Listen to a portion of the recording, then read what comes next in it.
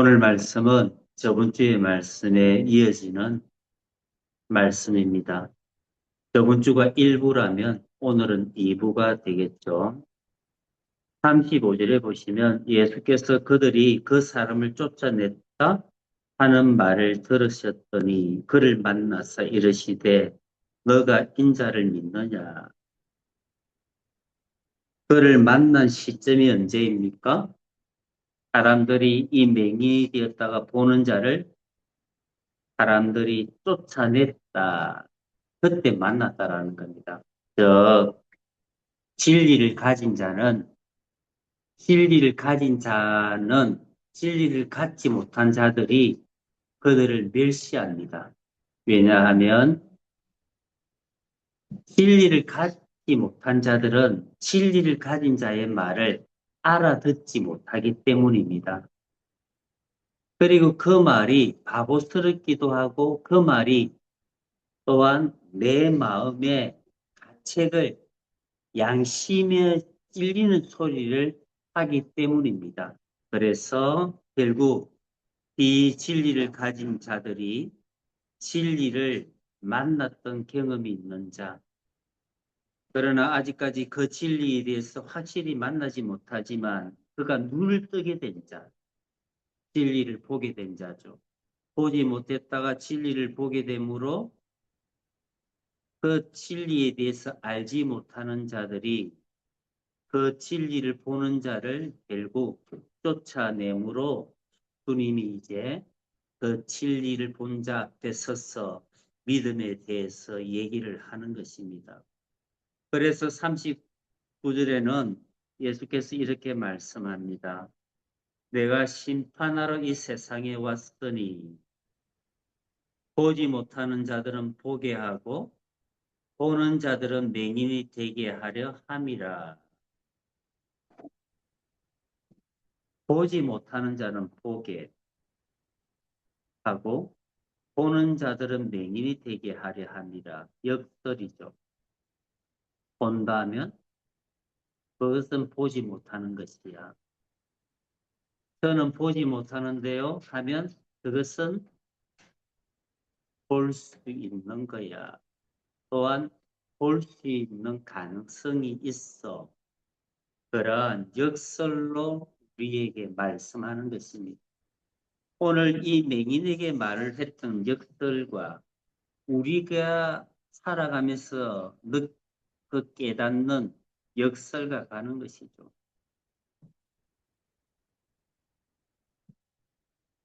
자기를 부인하는 자는 살고 살고자 하는 자는 죽는다.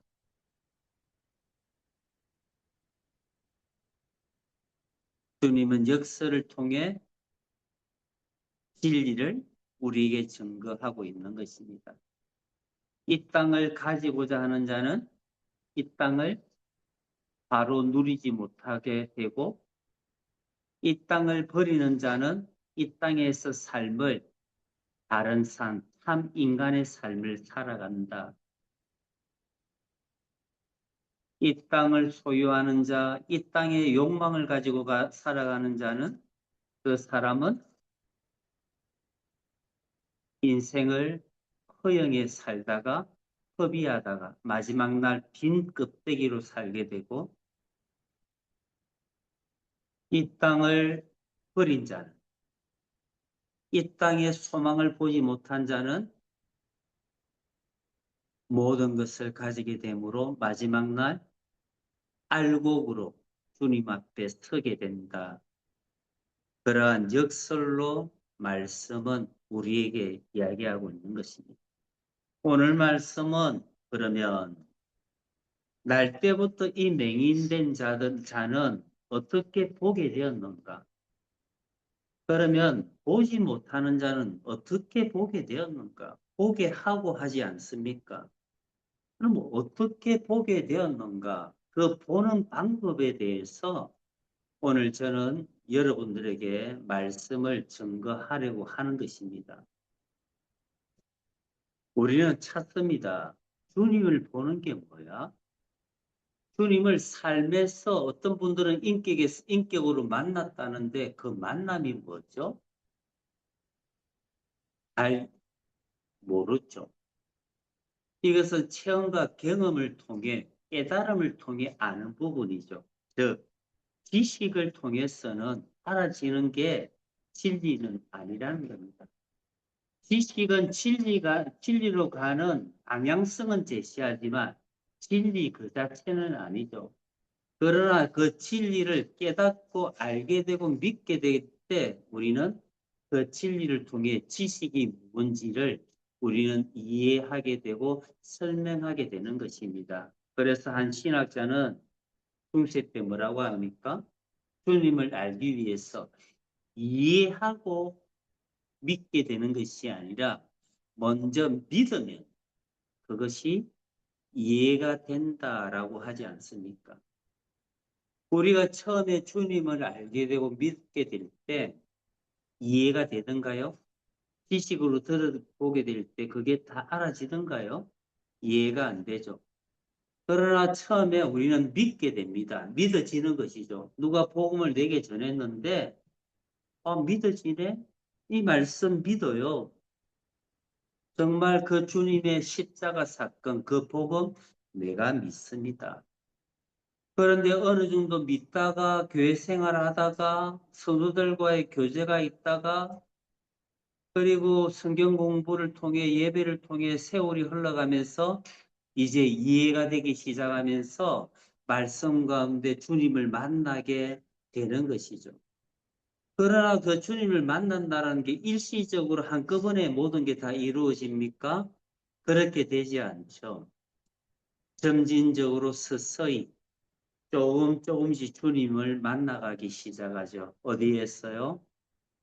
삶을 통해, 경험과 체험을 통해, 말씀과 기도와 찬양, 이 모든 것을 통해 내 안에 주님을 깨달아지기 시작하는 것입니다.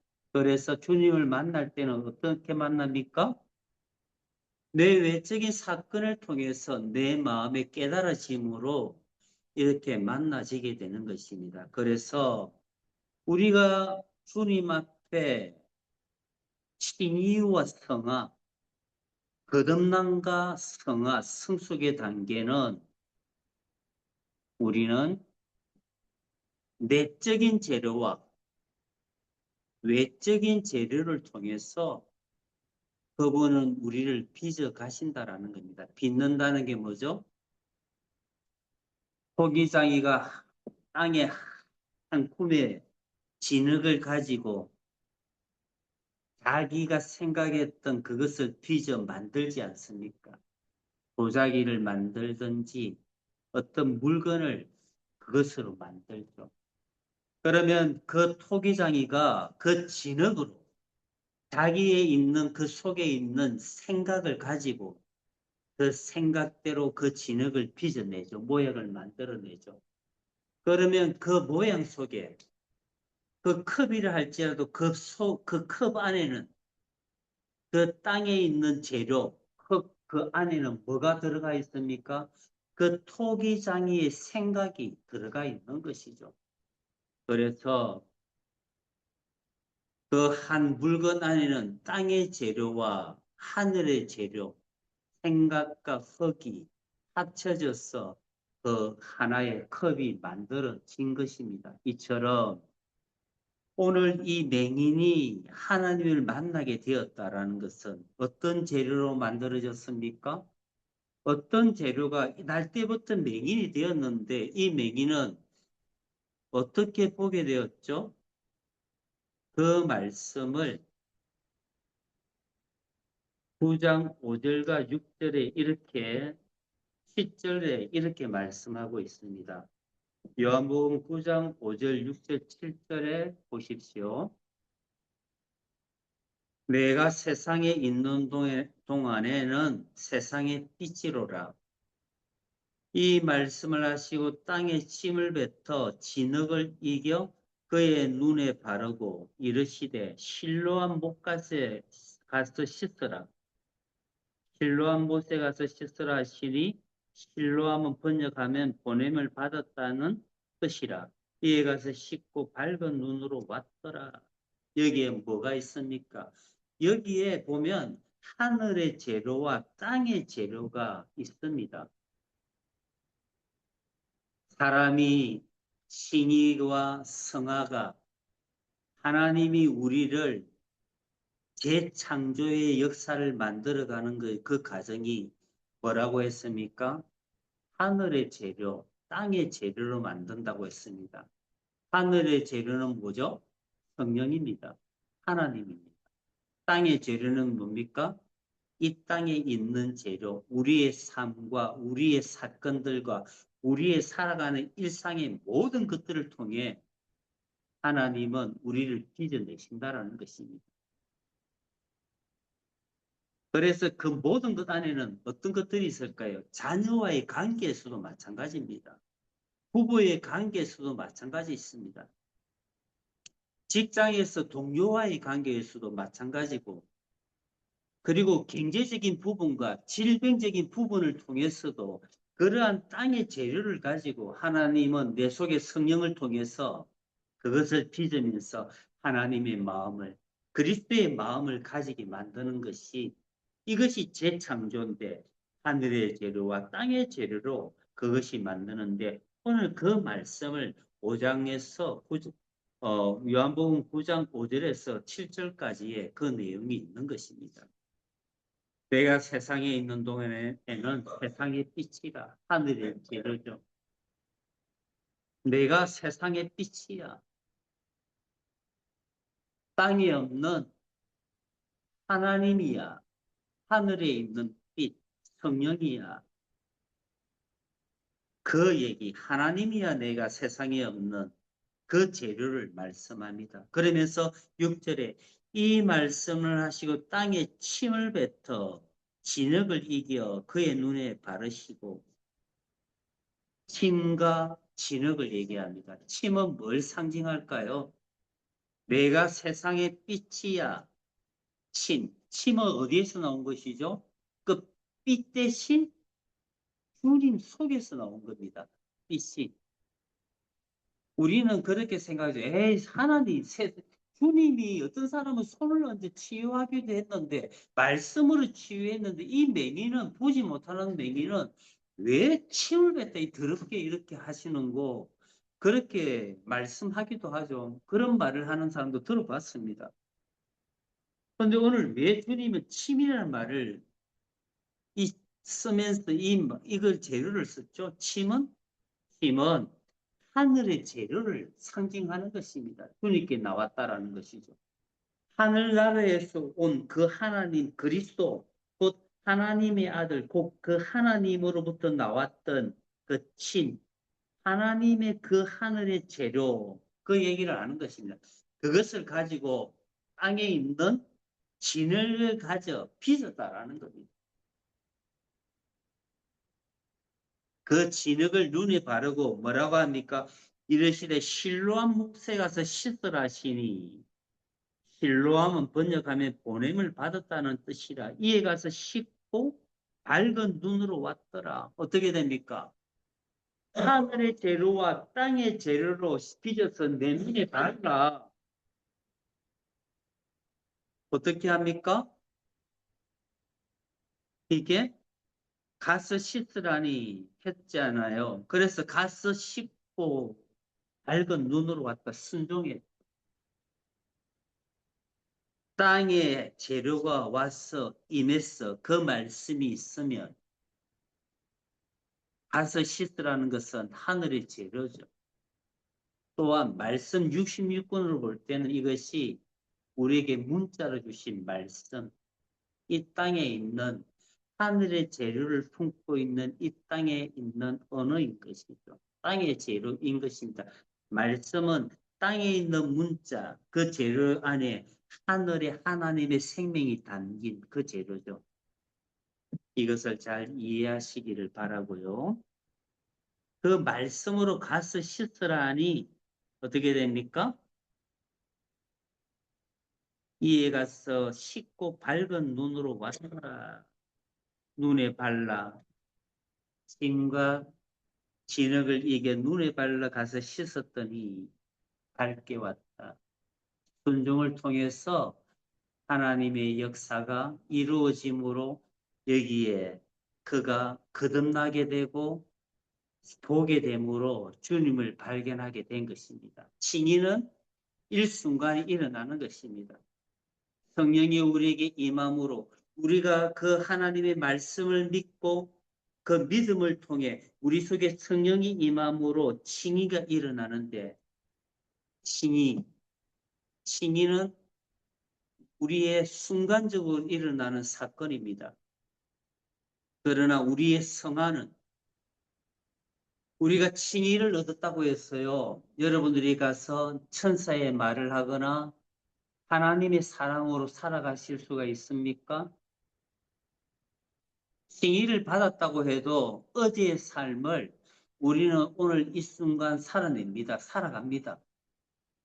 그대로 습성대로 살아가게 돼요. 그대로 화를 내게 되고요. 싫은 것은 그대로 싫다라고 거칠게 표현하는 모습이 우리의 모습입니다.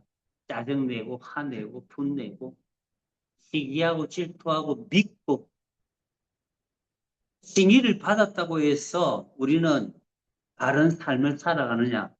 칭의를 받는 그 순간은 성령이 임재했을 때 강한 역사가 있으면 그것은 한동안 갑니다. 그러나 내 안에 있는 땅의 재료, 이 본질은 올라오죠. 그것이 커지게 되므로 우리는 또 옛 사람으로 세상에서 나의 욕망을 가지고 내 주관적으로 사람을 칼질하죠. 비판하죠. 정죄하죠. 이런 리 저런 리 하고 불평불만하죠. 이게 칭의를 통해서 이루어지는 것이 아니라 성화를 통해서 우리는 서서히 변화가 되게 되는 것입니다. 그래서 그리스도인들이 주님을 믿게 되면요, 성화, 즉 재창조의 삶이 우리의 평생에 일어나게 되는 것입니다. 그래서 여러분 오늘 우리의 칭의와 우리의 재창조가 어떻게 일어납니까? 땅의 재료와 하늘의 재료가 만남을 통해, 즉 땅의 재료를 통해 하나님의 역사를 통해 그 개입을 통해 우리는 재창조의 삶이 매 순간 그것이 10년, 20년, 30년의 평생의 삶에 있어서 변화가 일어나는 것입니다. 그런데 만일 우리 중에 예수를 믿었는데 오래 믿었는데도 삶의 변화가 없다. 구원은 받는 것을 믿는데 삶의 변화가 없다면요. 그거 심각한 것입니다.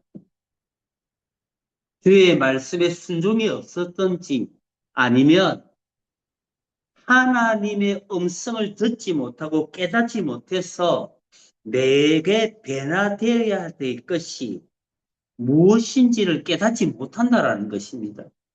그 말이 뭡니까? 하나님의 음성에 둔감하다라는 거예요. 하나님이 그렇게 많은 사건을 통해서 나에게 지시하는데도 우리는 깨닫지 못한다라는 거예요. 예를 들어서 내게 미움이 있어요. 그 미움의 종류도 많이 틀리죠? 그죠? 내가 아빠를 싫어했는데요. 혹은 내가 엄마를 싫어했는데요. 엄마의 어떤 모습을. 그런데 어떤 친구를 만나고 회사 가는데 어떤 친구를 보내고 회사에서 직장 동료를 봤는데 거기에서 엄마의 모습이 보이는 거예요. 내게 어떤 모습이 할 때 있죠. 내를 질타할 때의 모습이라든지 훈계할 때의 모습. 거기에서 엄마가 보이면 어떻게 그를 볼 때 어떻게 보입니까? 반감이 느끼죠. 믿게 되죠. 그것을 우리가 평생 살아간다면 우리는 아직도 옛사람으로 살아가는 거예요. 그런데 하나님께서는 그 부분을 나에게 성화를 가져오고 주의 말씀으로 바꾸기 위해서 한 번, 두 번, 10년, 20년 계속해서 그것을 나에게 말씀하셨는데도요, 우리는 깨닫지 못하고 그것을 잊고 그냥 살아가는 거예요. 그래서 어떻게 살아갑니까? 이 문제는 나의 문제가 아니라 저 사람의 문제야. 저 사람이 저것이 문제라고 우리의 문제를 내 속에서 문제를 그 답을 찾는 것이 아니라 내 밖에 있는 그 환경과 그 사람에게 문제를 찾는 것입니다. 그러면 하나님의 뜻이 이루어지지 않고 우리의 눈이 열리지 않아서 우리는 평생 거기에서 시달리면서 거기에 우리의 눈이 멀어서 그것의 포로가 되어서 우리는 살아가게 되는 것입니다. 여러분, 그래서 하나님께서 우리를 재창조하는 이런 성화의 삶을 우리의 평생에 하는데 누가 지혜로운 자인가? 주의 말씀, 하늘의 재료와 땅의 재료, 즉 하늘의 재료를 땅에 사건이 일어나게 될 때, 누가 나와 싸우게 될 때, 누가 믿게 될 때, 하늘의 재료의 음성, 성령의 음성을 그 사건 속에서 잘 헤아려 곰곰하게 되짚어보고 성찰하게 될 때 하늘의 음성이 들리게 되는 것입니다. 그때 이 맹이처럼 뭡니까? 밝히 보게 되고 깨닫게 되는 것입니다. 아하, 나의 이 문제 때문에 하나님이 되돌아보니까 내가 30년, 평생 동안 지금까지 살아오면서 이 문제 때문에 사람마다 내가 서로 부대끼면서 힘들게 살았구나. 그 생각을 가지는 거예요. 부부관계도 마찬가지로 이것 때문에 내가 아내를 미워했구나. 이것 때문에 내가 남편이 뜬금없이 없이 밉게 되구나.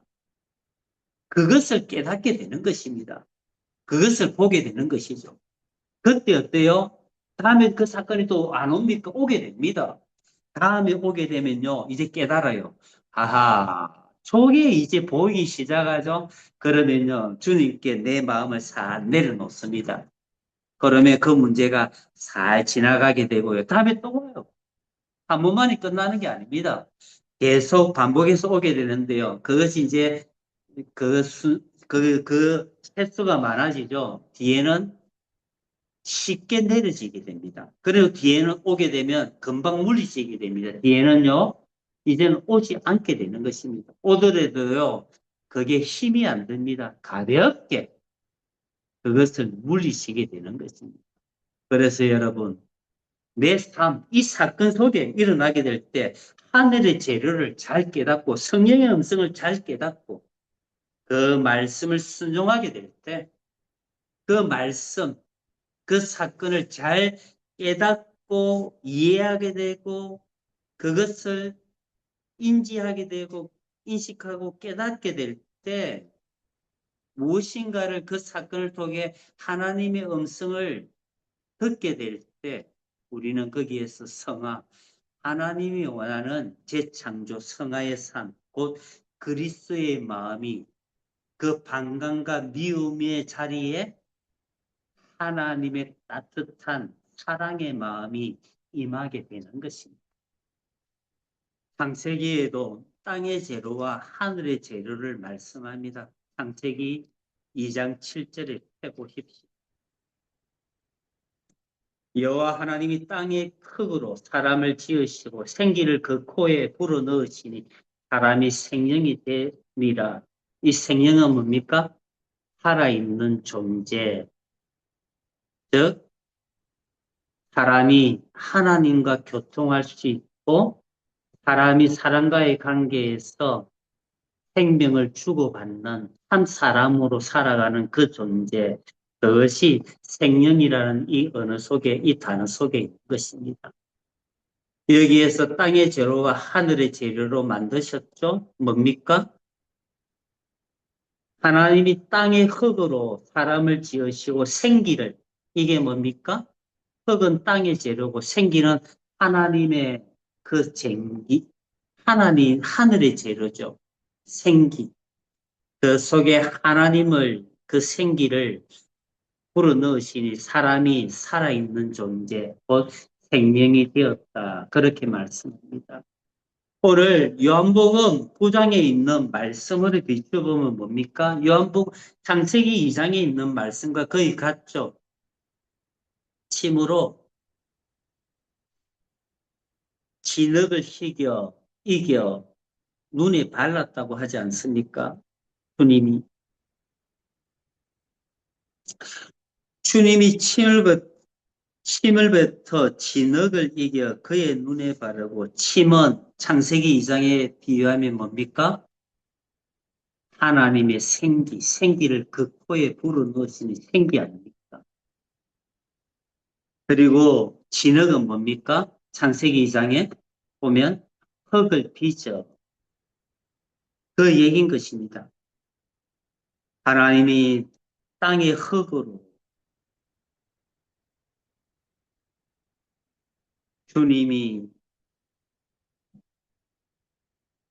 땅에 침을 뱉어 진흙을 가지고 이겨 그의 눈에 바르시고 저 오늘 말씀에는 뭡니까? 사람의 성화 우리가 평생에 살아가면서 칭의를 받고 우리의 평생에 살아가는 성화 곧 재창조의 삶은 하늘의 재료와 땅의 재료로 만들어진다라는 것입니다. 그러므로 여러분 하나님의 재료는 무궁무진합니다. 끝이 없습니다. 자녀의 한 웃음소리와 자녀의 언어 속에서도 하나님은 그 재료를 가지고요. 하늘의 재료로 같이 넣어서 나를 변화시키는 것입니다.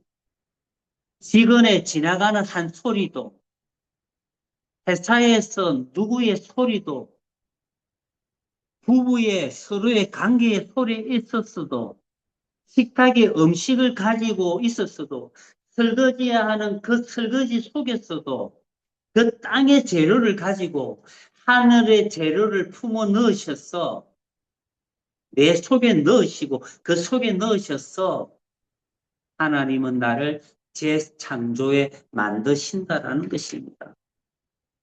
복음이 얼마나 깊고 넓은지를 그 복음이 오늘도 우리를 재창조한다라는 것 하늘의 재료와 땅의 재료로 창조한다라는 것을 깨닫고 정말 주님과 함께 살아가는 이 삶을 누리는 여러분들이 되기를 주의 이름으로 축원드립니다.